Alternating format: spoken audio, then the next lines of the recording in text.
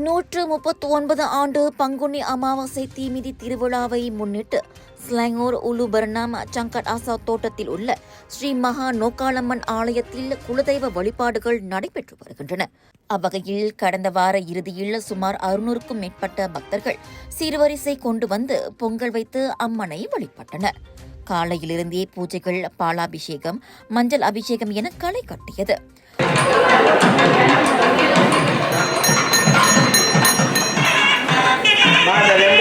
மஞ்சள் பூசும் போது நீங்க கையால் பாய்க்கலாம்.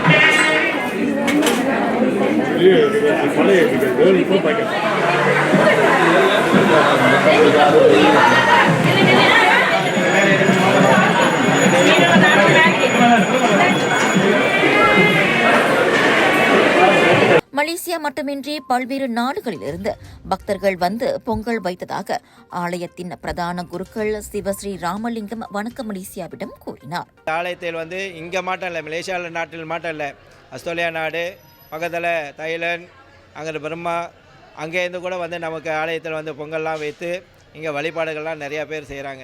இங்கிட்ட சிங்கப்பூர், இங்கிட்ட மலேசியாவில் எடுத்திங்கன்னா ஜோஹர்லேருந்து இங்கிட்ட பெர்லிஸ் கடா வைக்கும் வந்து எல்லோரும் பொங்க வைக்கிறாங்க. ஏன்னா எங்கே எட்ட கையிலலாம் இங்கேருந்து அணுக்காப்பள்ளிக்கு போக முடியல. அதனால் மலேசியாவில் இருக்கக்கூடிய நோக்காளம்மனுக்கு இந்த ஆலயம் மிக சிறப்பாக நிலையில் இங்கே நடைபெற்று வருகிறது.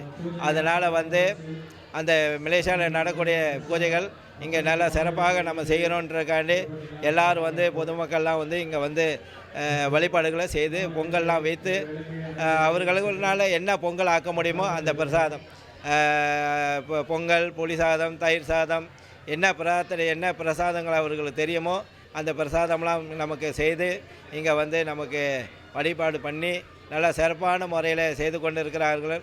அம்பாலும் அவர்களுக்கு நிறையா காரியங்களும் சித்தியாக நல்லா நடத்தி கொண்டு தொழில் இதுவும் நல்லா அவர்களோட நோய் நொடி இல்லாமல் நல்லபடியாக சிறப்பாக இருக்கணும், குலதெய்வத்தோட அருளும் ஆசையும் அவங்கெல்லாம் பரிபூர்ணமாக பெறணும் அப்படின்ட்டு நம்ம இந்த குலதெய்வ வழிபாடு பூஜைகளை செய்து வழிபாடு முறைகளோடு செய்து கொண்டு வருகிறோம்.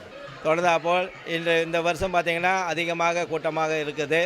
ஏன்னா ஏற்கனவே வணக்க மலேசியாவிலேருந்து நம்ம அறிக்கைலாம் தெரியப்படுத்தினால இன்றைக்கி பொதுமக்கள்லாம் நிறையா ஃபோன்லாம் பண்ணி என்னோட தொடர்பு கொண்டு சமயம் எங்களுக்கு குலதெய்வம் இவ்வளோ நாள் எங்களுக்கு தெரியாது, அதனால் எங்களுக்கு இப்போ தான் தெரியுது இந்த செய்திகளை பார்த்து, அதனால் வந்து நாங்கள் பொங்கல் வைக்கலாம், பூஜைகள் செய்யலாம்னு சொல்லி இன்னும் அதிகமாக வந்து கொண்டு தான் இருக்கிறார்கள். அதனால் 4 நாள் வழிபாடு திருவிழாவாக செய்து கொண்டு இருந்தோம் குலதெய்வ வழிபாடு. இப்போ வந்து குலதெய்வ வழிபாடு வந்து 6 நாளாக ஆயிடுச்சு இந்த வருஷம். அது தொடர்ந்து இன்னும் கூடும். இன்னும் நிறையா தெரியாத மக்கள்லாம் வந்து இன்னும் நிறையா குலதெய்வத்துக்கு வந்து பொங்கல் வைக்கணும், சீர் செலுத்தணும்ன்ட்டு இன்னும் நிறையா பேர் கூடுவாங்க. உச்சகட்டமாக மார்ச் 18ஆம் தேதி பங்குனி அமாவாசை தீமிதி திருவிழா நடைபெறுகிறது. அதில் மக்கள் திரளாக கலந்து கொண்டு நோக்காளம்மனின் அருளை பெற்றுச் செல்லுமாறும் அவர் கேட்டுக்கொண்டார். இப்போ இந்த ஆண்டு 18ஆம் தேதி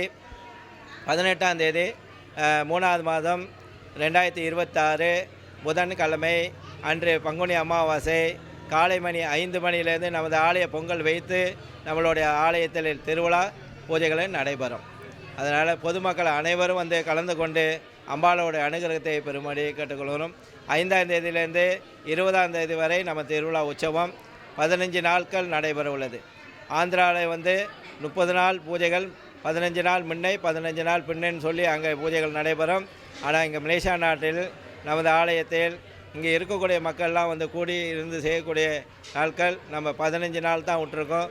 இன்னும் சில காலகட்டத்தில் வரக்கூடிய காலத்தில் நமக்கு இன்னும் அதிகமாக இருந்தால், இன்னும் மக்கள் அதிகமாக இருந்தால் இன்னும் நமக்கு கூடப்படும் 30 நாள் பூஜைகள் கூட நடக்கிறதுக்கு வாய்ப்புகள் உண்டு.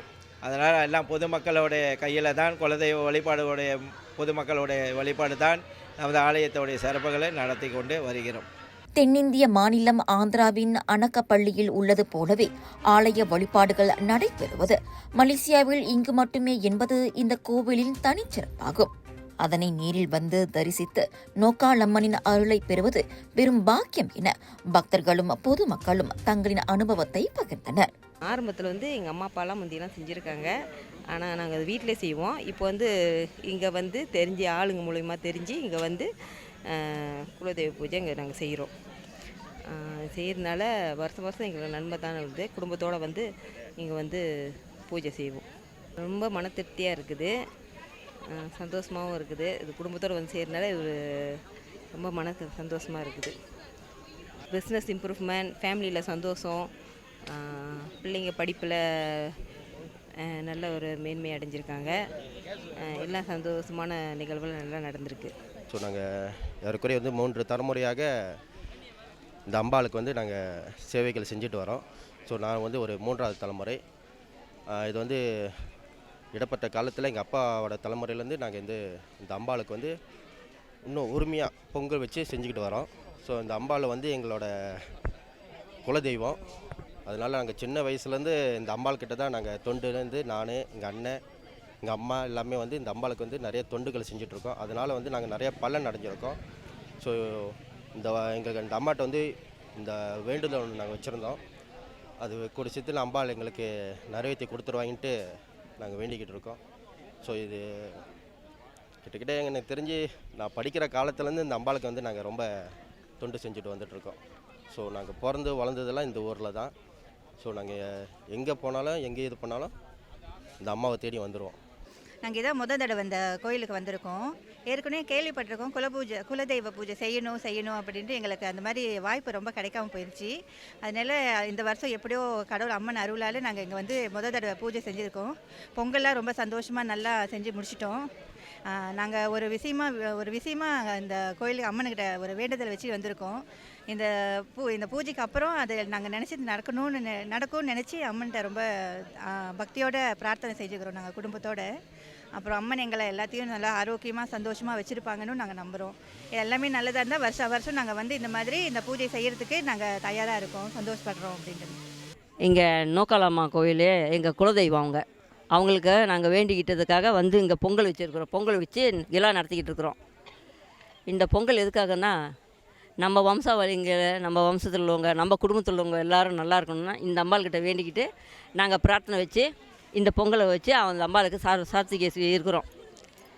இதில் எங்களுக்கு ஒரு சந்தோஷம்னா எங்கள் குடும்பத்தில் அந்த அம்பா வந்து எங்கள் குடும்பத்தில் நிறைய விஷயங்கள் நல்ல விஷயங்கள் செஞ்சுருக்காங்க. அதனால் நாங்கள் இந்த குலதெய்வத்தை ரொம்ப விசேஷமாக பூஜை பண்ணி கொண்டாடிக்கிட்டு இருக்கிறோம். இப்போ இங்கே வந்து செய்கிறது 6 வருஷம் செஞ்சுக்கிட்டு இருக்கோம். 6வது வருஷம் இது பொங்கல் வச்சு கொண்டாடிக்கிட்டு இருக்கிறோம். அதுக்கு முன்னே நாங்கள் வந்துட்டு இந்தியாவில் இதே நோக்கலாமா அங்கே பிறந்து வளர்ந்த அதே இடத்துல அவங்க இருக்கிறாங்க, நிலையாக இருக்காங்க. அங்கே போயிட்டு பூஜை வச்சோம். 4 வருஷம் பூஜை வச்சோம். அவங்களுக்கு பூஜை வச்சு இங்கேருந்து நாங்கள் வந்து 4 குடும்பம், எங்கள் வீட்டுக்காரோட அண்ணன் தம்பிங்கெல்லாம் 4 பேர் சேர்ந்து போய் அங்கே பூஜை வச்சு இந்த மாதிரி கொண்டாட இன்னும் விசேஷமாக அன்னதானமெல்லாம் செஞ்சு விசேஷமாக செஞ்சு முடிச்சுட்டு இங்கே வந்தோடனே இங்கே ஒரு கோயில் இருக்குது, இங்கேயும் நம்ம அம்மா நோக்கலம்மா தான் இருக்காங்க அப்படின்ட்டு அவங்க எங்கள் புது வருஷத்துக்கு 2 நாளுக்கு முன்னாடி தான் இந்த பூஜையெல்லாம் பொங்கல் வச்சு செய்வோம். அப்போ இந்த கோயிலில் செய்கிறாங்கன்னா நாங்கள் ஒரு 6 வருஷமாக இந்த கோயிலில் விடாமல் இந்த பூஜையை செஞ்சுக்கிட்டு இருக்கிறோம். இந்த கோயில் வந்துட்டு எங்கள் அப்பா முத வந்துட்டு ஊரில் போயிட்டு எங்கள் குலதெய்வத்தை கண்டுபிடிச்சி, ஸோ இதுதான் உங்கள் குலதெய்வம் சொல்லிட்டு இது 4வது ஜெனரேஷனு, அதாவது மலேசியாவுக்கு வந்து 4வது ஜெனரேஷன் வந்துட்டு ஓடிடுச்சு. ஸோ 4வது ஜெனரேஷன் தான் இந்த கோயில், எங்கள் குலதெய்வத்தை நான் கண்டுபிடிச்சோம். ஸோ கண்டுபிடிச்சி இப்போ வந்துட்டு இந்த வருஷம் வந்து 4வது வருஷமாக வந்துட்டு இந்த பொங்கல் வச்சு இந்த பூஜை செய்கிறோம். ஸோ அதாவது இந்த கோயிலில் வந்து நாங்கள் அன்னதானம் எடுத்திருக்கோம். ஸோ வருஷம் இதை நாங்கள் தொடர்ந்து செய்யணும்னு சொல்லிட்டு அம்மாட்ட வேண்டிக்கிட்டே நாங்கள் செஞ்சுட்டு இருக்கோம். உண்மையிலே வேண்டுதல் படிக்கும் சொல்லுவாங்கள்ல, அது கண்டிப்பாக வந்துட்டு என் வாழ்க்கையில் நடந்திருக்கு. ஸோ எப்படின்னா வந்துட்டு ஒரு காலகட்டத்தில் வந்துட்டு ரொம்ப கஷ்டப்பட்டு இருக்கும்போது ஸோ எதுவும் ஒரு வழி இல்லாமல் கடவுள் மூலிமா வந்துட்டு ஏதாச்சும் வரம் கிடைக்கும் சொல்லுவாங்க பார்த்தீங்களா. ஸோ அந்த மாதிரி வந்துட்டு எங்கள் அப்பா மூலிமா எனக்கு வந்துட்டு இந்த குலதெய்வத்தை வந்துட்டு காமிச்சு விட்டதுனால வந்துட்டு ஸோ நான் இங்கே வந்து இந்த வழிபாடெல்லாம் கரெக்டாக செஞ்சதுனால வந்துட்டு உடனடியாக வந்துட்டு அந்த அம்மா கிட்ட நான் கேட்டு வரம் கேட்டு இந்த பூஜைங்கெல்லாம் செஞ்சதுனால வந்துட்டு எனக்கு உடனடியாக வந்துட்டு அந்த பலன் கிடச்சி இப்போ நான் வந்துட்டு வாழ்க்கை நல்லா இருக்குது. எனக்கு வந்து முதல்ல வந்து குலதெய்வம் தெரியாது. அப்போ நோக்காலம்மாவே வந்து என் கனவுல வந்து சொல்லி, நான் தான் உன் குலதெய்வம், நீ வந்து குலதெய்வ வழிபாடு செய் அப்படின்னு சொல்லி அதான் வந்து குலதெய்வ வழிபாடு நாங்கள் செஞ்சுக்கிட்டு வரோம். அம்பாள்கிட்ட நிறைய பிரார்த்தனைகள் வச்சுருக்கோம், நிறைய பிரார்த்தனைகள் நிறைவேறி இருக்குது. அப்புறம் கொஞ்சம் மனசு கொஞ்சம் கவலையாச்சு, உண்மையிலேயே நோக்கலமாக தான் எங்கள் குலதெய்வமா அப்படின்னு. குலதெய்வ வழிபாடு செஞ்ச பிறகு பால் குடம் எடுக்க வரப்போ நான் வச்சு அந்த மஞ்சள் சேலை அம்பாள் வந்து கட்டியிருந்தாங்க. அப்போ அவங்க தான் என் குலதெய்வம் அப்படின்னு நான் இன்னும் 100 மடங்கு நம்ப ஆரம்பித்தேன். நிறைய அற்புதங்கள் செஞ்சுருக்காங்க. வீட்டுக்காரர் உடம்பு முடியாதப்ப நல்லாக்கி கொடுத்துருக்காங்க. குழந்தைகள் படிப்பாக இருக்கட்டும், இதாக இருக்கட்டும், நிறைய மாற்றங்கள் எங்களுக்கு பொருளாதார மாற்றங்களும் சரி, பிள்ளைங்க கல்வியிலையும் சரி நிறைய மாற்றங்கள் அடைஞ்சிருக்கோம். கிராம தேவதையாக அருள்பாலிக்கும் நோக்காளம்மனை வணங்குவதன் மூலம் நோய்கள் நீங்கும், குடும்பத்தில் மகிழ்ச்சி நிலைக்கும், குழந்தை பாக்கியம் உண்டாகும் என்பது பக்தர்களின் நம்பிக்கை.